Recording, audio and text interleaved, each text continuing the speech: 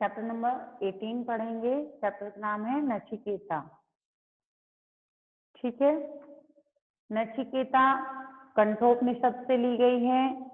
तो हमारे जो हिंदी में धर्म से हम 4 वेदों के नाम आते हैं ना, 4 वेद होते हैं हमारे धार्मिक वेद जो हैं, तो कंठोपनिषद जो है यजुर्वेद के अंतर्गत आता है। ठीक है, याद रहती है, बोली हुई जो कहानी होती हैं वो आती हैं इसके अंतर्गत। तो कंठोपनिषद से ली गई है। इसमें नचिकेता के माध्यम से आत्मा परमात्मा के गुण रहस्य को अत्यंत सरल एवं सुबोध रूप से समझाया गया है। आत्मा को अजर अमर बताया गया है। रथ का दृष्टांत देकर, दृष्टांत मतलब उदाहरण, दृष्टांत देकर समझाया गया, जीवन यात्रा को भी स्पष्ट किया गया है। नचिकेता की पितृभक्ति, दृढ़ निश्चय, जिज्ञासा आदि अनुकरणीय है। अनुकरणीय है मतलब हमें उसका अनुकरण करना चाहिए। अनुकरण करना मतलब उसको फॉलो करना होता है ना। वह धर्मराज के सांसारिक प्रलोभनों को ठुकरा कर अपनी दृढ़ता का परिचय देता है। दृढ़ता मतलब कि वह अपनी बात पे अटल है और वह कितना दृढ़ है। एक छोटा बच्चा है लेकिन वह कितना दृढ़ है। यज्ञ की अग्नि प्रज्वलित थी। प्रज्वलित यज्ञ होता है तो देखा ना, वो वेदी बनी होती है, उसके चारों तरफ बैठ के पंडित जी हवन करवाते हैं। तो यज्ञ की अग्नि प्रज्वलित थी मतलब यज्ञ की जो वेदी बनी हुई थी उसमें अग्नि जल रही थी। वेद मंत्रों के साथ घी और सामग्री की आहुतियां उसमें पड़ रही थी। सारे वातावरण में सुगंधी व्याप्त थी मतलब समाई हुई थी चारों तरफ। वो जो हवन यज्ञ वगैरह होता है उसकी खुशबू आती है ना, वो चारों तरफ आ रही थी। वाजश्रवा के चेहरे पर एक विशेष प्रसन्नता झलक रही थी। उसके द्वारा आयोजित यज्ञ की आज पूर्णाहुति जो थी, मतलब उन्होंने वाजश्रवा जो थे, जो नचिकेता के पिता थे, तो उन्होंने यज्ञ रखा हुआ था। और जिस दिन का ये सारा वृत्तांत, इसमें सारी कहानी बताई जा रही है, उस दिन क्या था, यज्ञ की पूर्णाहुति थी। मतलब उस दिन वो पूरा जो यज्ञ था वो कंप्लीट हो गया था, उस दिन उसकी पूर्णाहुति थी। देश भर के बड़े बड़े विद्वान और ऋषि मुनि पधारे थे। यज्ञ के उपरांत वाजश्रवा ब्राह्मणों को प्रभुत दक्षिणा देगा, ऐसा सभी सोच रहे थे। प्रभुत मतलब क्या होता है?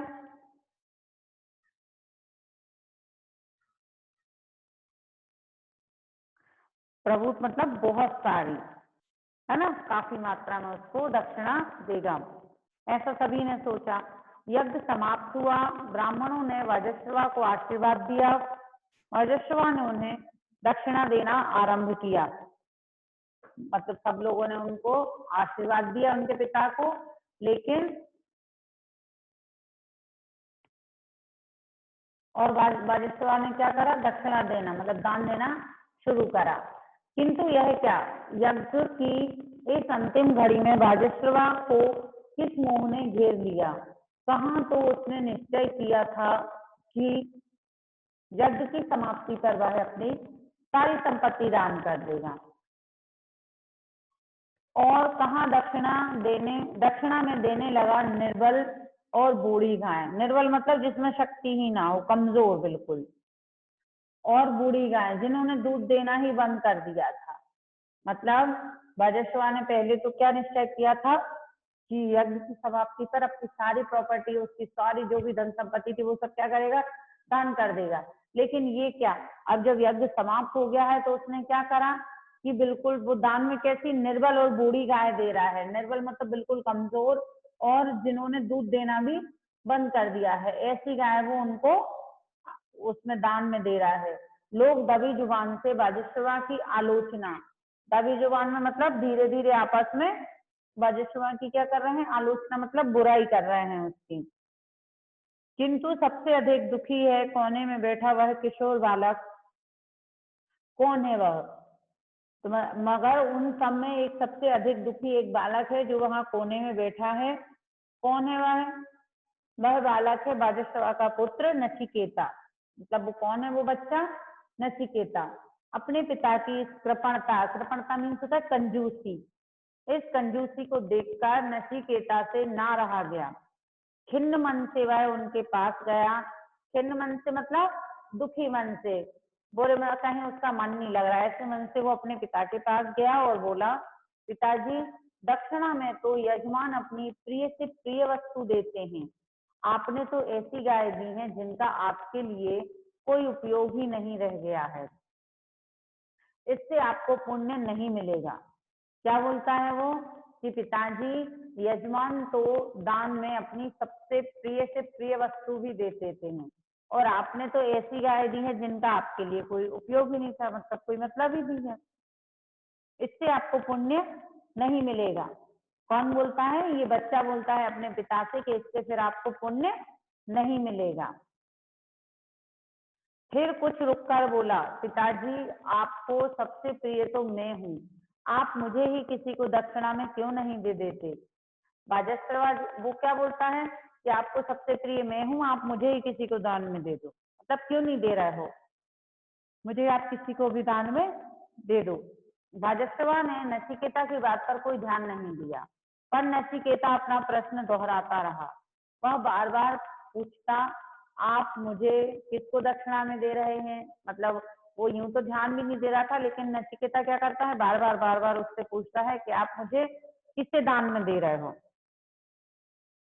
तो बाजस्वा झुंझला उठे, मतलब वो बार बार एक ही बात बोल रहा है तो उनको गुस्सा आ जाता है, एकदम झुंझला उठते हैं और बच्चे के हट से क्रुद्ध होकर, मतलब बच्चा बार बार बोलता है ना तो उससे उनको गुस्सा आता है, उससे वह क्रुद्ध होकर गुस्से में आकर क्या बोल देते हैं, जा मैंने तुझे मृत्यु को दिया, और उस बच्चे को बोल देते हैं कि जाओ मैंने तुम्हें मृत्यु को दिया।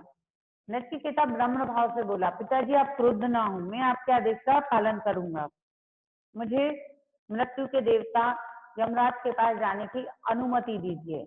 मतलब उनसे वो परमिशन मांगता है कि आप गुस्सा ना हो, आपने जो मुझे आदेश दिया है मैं उसको जरूर मानूंगा और मृत्यु के देवता यमराज के पास जाने की आप मुझे अनुमति दीजिए।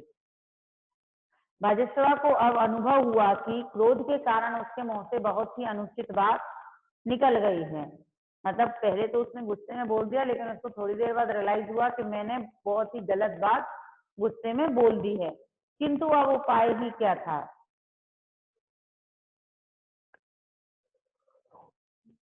जिस तरह धनुष से छूटा बाण वापस नहीं आ सकता, उसी तरह मुंह से निकली हुई बात भी लौटाई नहीं जा सकती। मतलब जैसे हम धनुष से बाण छोड़ते हैं उसको वापस नहीं ला सकते, वैसे ही हमारे मुंह से कही हुई बात को हम वापस नहीं ले सकते। नचिकेता अपने पिता और अन्य सभी संबंधियों से विदा लेकर चल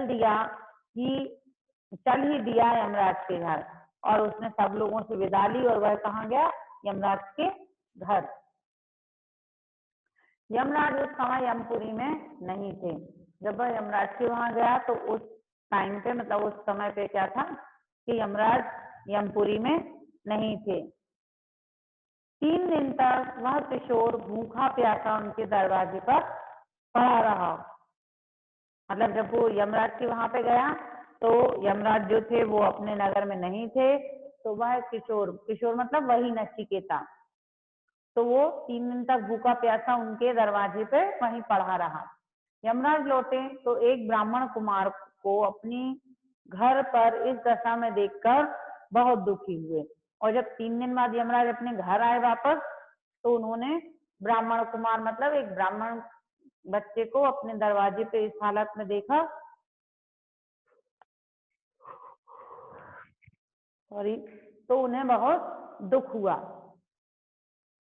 साथ ही उनका ध्यान इस बात पर भी गया कि वह बालक अन्य बालकों से बहुत भिन्न था। मतलब साथ ही वो ये भी देख रहे थे कि यह जो बच्चा है, यह जो बालक है, वह और दूसरे बालकों से भिन्न है, मतलब अलग है। उसके मुख पर तेज था और चेहरे पर दृढ़ता झलक रही थी।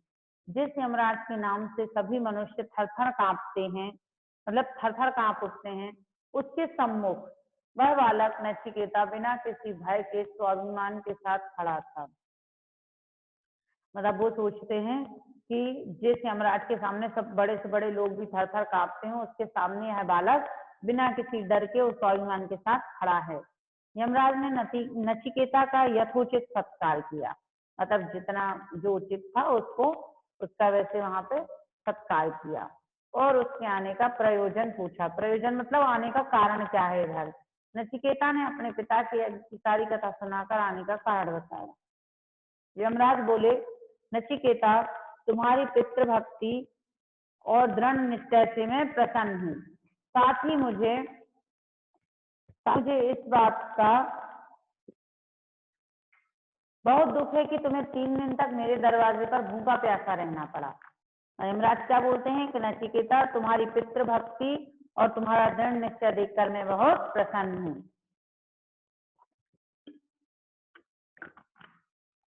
साथ ही मुझे इस बात का बहुत दुख है कि तुम्हें 3 दिन मेरे दरवाजे पर भूखा प्यासा रहना पड़ा और इसका प्रायश्चित करने के लिए मैं तुम्हें 3 वर देता हूँ। बोलो क्या मांगते हो। तो नचिकेता को वह 3 वरदान लेने को बोल देते हैं। नचिकेता बहुत प्रसन्न हुआ और बोला, धर्मराज, मुझे पहला वर तो यह दीजिए कि मेरे पिताजी का मुझ पर क्रोध शांत हो जाए और जब मैं आपके पास से वापस जाऊं तो वे मुझे पहचान लें और प्यार से बोले। तो उसने पहला वरदान क्या मांगा कि मैं यहाँ से जब जाऊं तो मेरे पिताजी का मुझ पर जो क्रोध है वो शांत हो जाए, वो मुझे पहचान लें और पहले की तरह ही प्यार से बोले।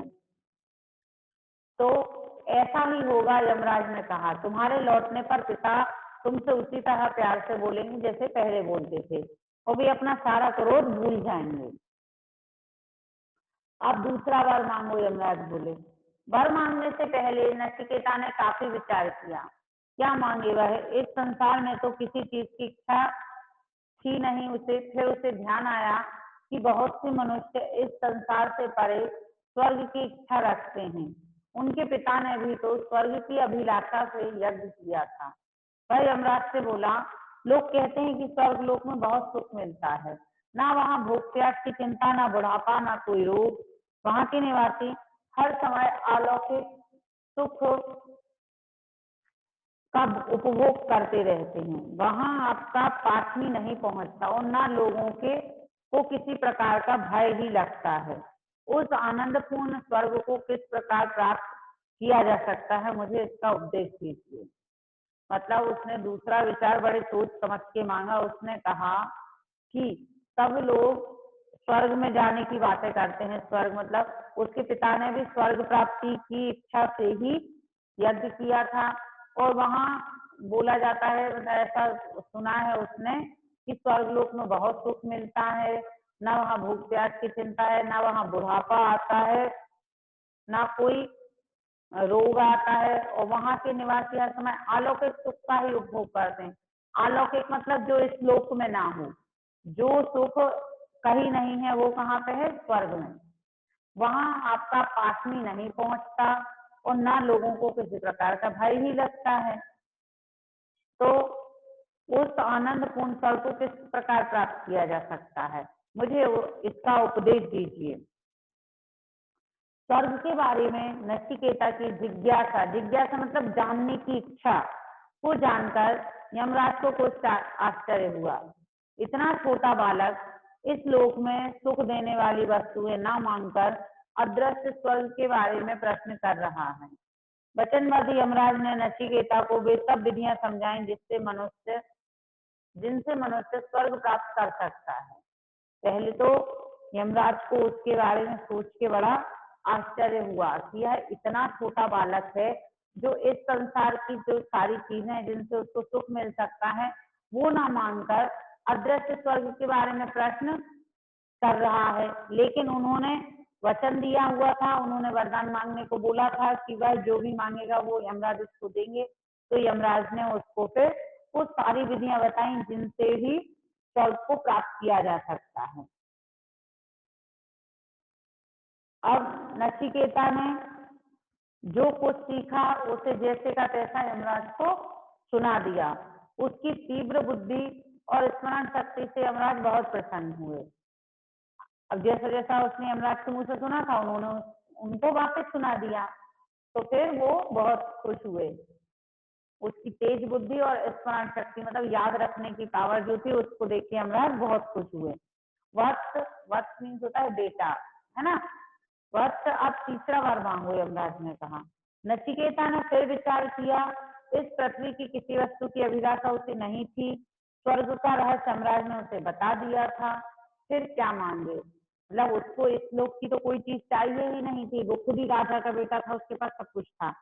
और उसको स्वर्ग के बारे में जानने की इच्छा थी, तो वह भी वो जान चुका था। पर संसार में अब वो क्या मांगे, मतलब यमराज से अब वो क्या मांगे।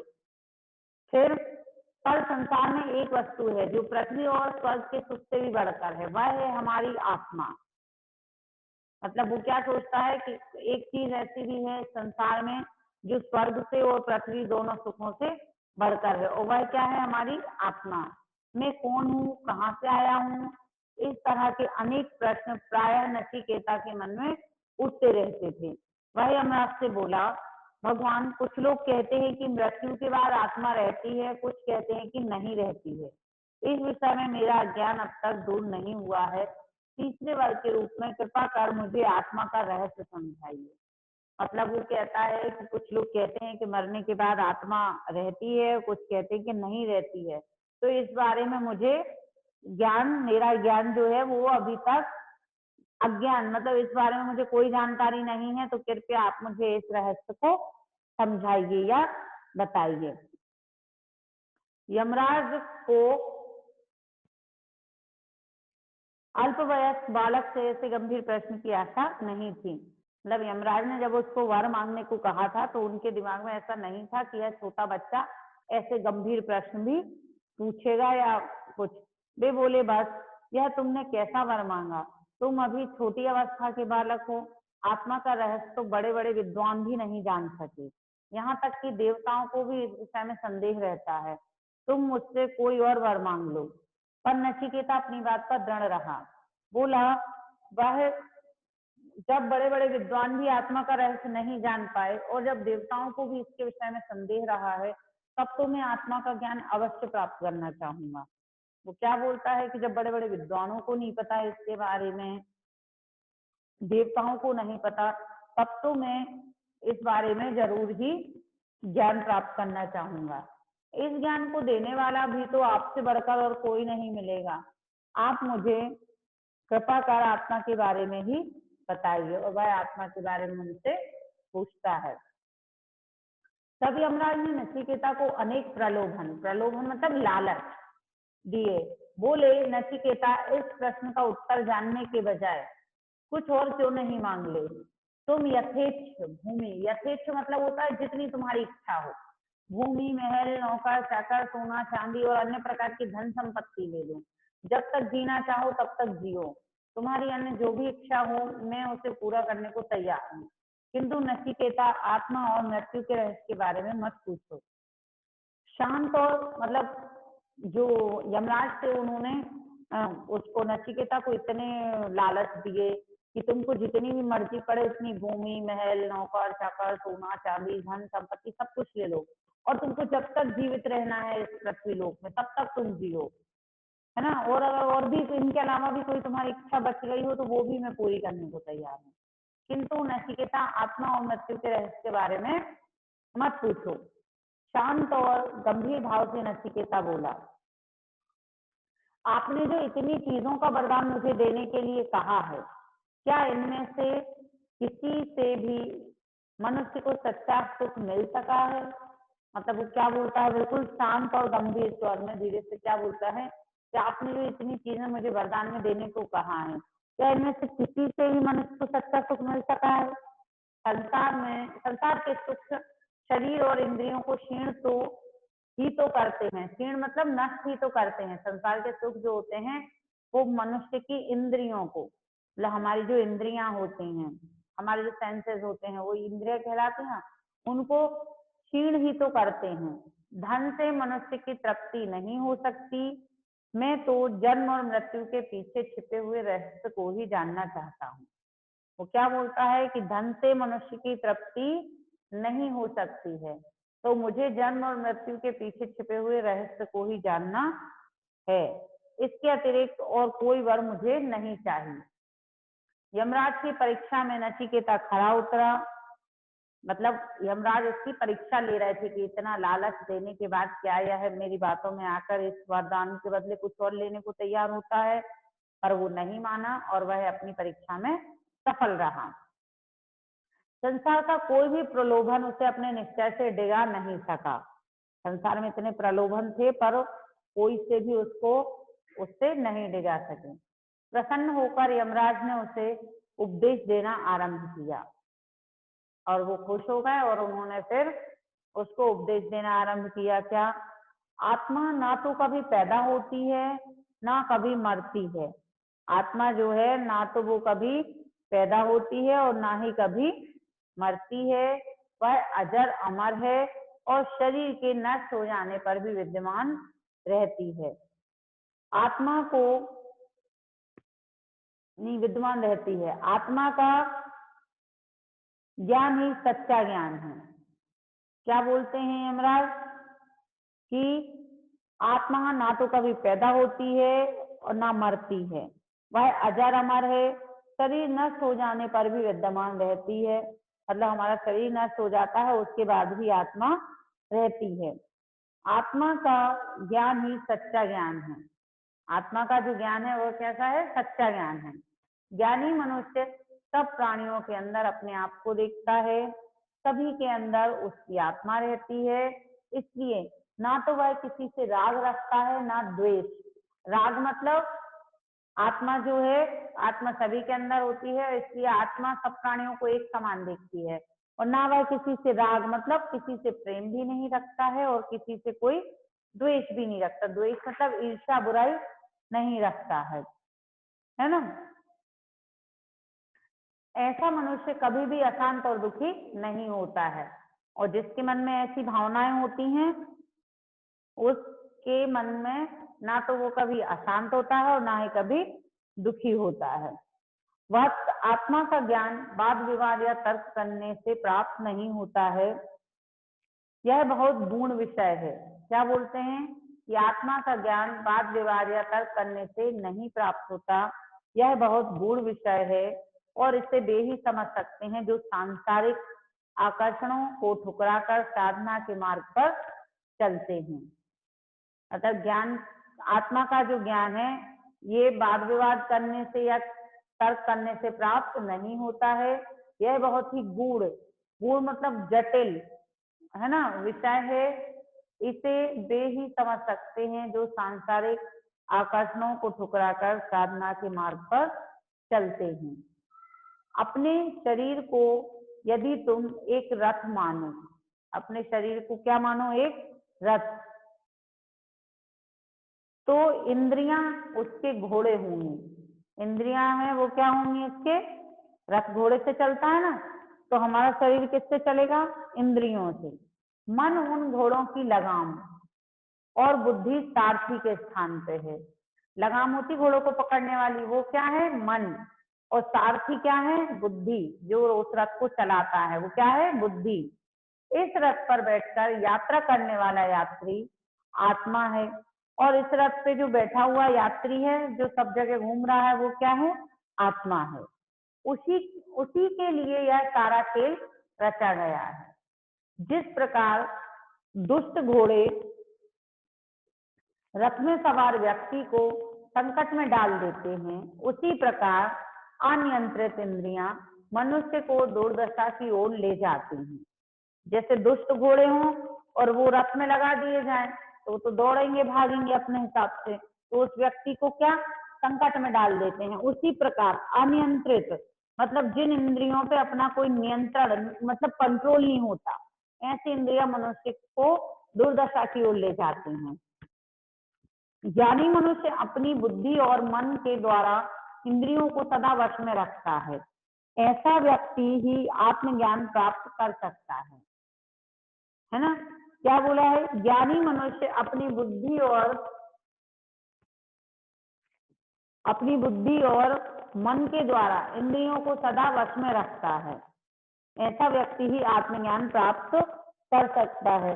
मतलब ज्ञानी मनुष्य क्या होता है, अपनी बुद्धि और मन से अपनी सारी इंद्रियों को वश में रखता है, मतलब अपने कंट्रोल में रखता है। ऐसा व्यक्ति ही आत्मज्ञान प्राप्त कर सकता है। आत्मज्ञान मतलब आत्मा का ज्ञान, ऐसा व्यक्ति ही आत्मा का ज्ञान प्राप्त कर सकता है। तो पुत्र उठो जागो और श्रेष्ठ व्यक्तियों के पास जाकर उनसे ज्ञान प्राप्त करो। वो क्या बोलते हैं कि उठो पुत्र, जागो और श्रेष्ठ व्यक्तियों के पास जाकर उनसे ज्ञान प्राप्त करो। बालक नचिकेता ने यम के उपदेश का आचरण किया, मतलब जैसा यमराज ने उपदेश दिया था वैसा ही उसने आचरण किया, मतलब उसको माना और अपने अंदर उन सारी बातों को लाया और उसी के अनुसार चलने लगा। और वह बड़ा होकर विद्वान और धर्मात्मा ऋषि बना। और जब वह बड़ा हुआ बच्चा तो वह एक बहुत ही विद्वान और धर्मात्मा ऋषि बना। अब ये चैप्टर आप लोगों को आया समझ में? क्लास समझ में आया?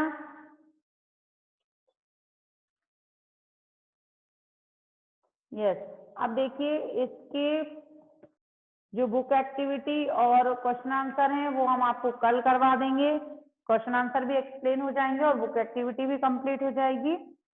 साथ ही अब आप 11-12 चैप्टर को प्रिपेयर करना, उसका टेस्ट रहेगा आपका, तो आपको टेस्ट पेपर दे दिया जाएगा। पर आप इसके पहले उस दोनों चैप्टर्स की सारी बुक एक्टिविटी और क्वेश्चन आंसर कंप्लीट कर लें, ठीक है? कॉपी कंप्लीट रखें, ठीक? सभी बच्चे चैप्टर समझ में आया? और टेस्ट के लिए भी तैयार रहना बेटा सभी, ठीक है? Okay, have a nice day, bye.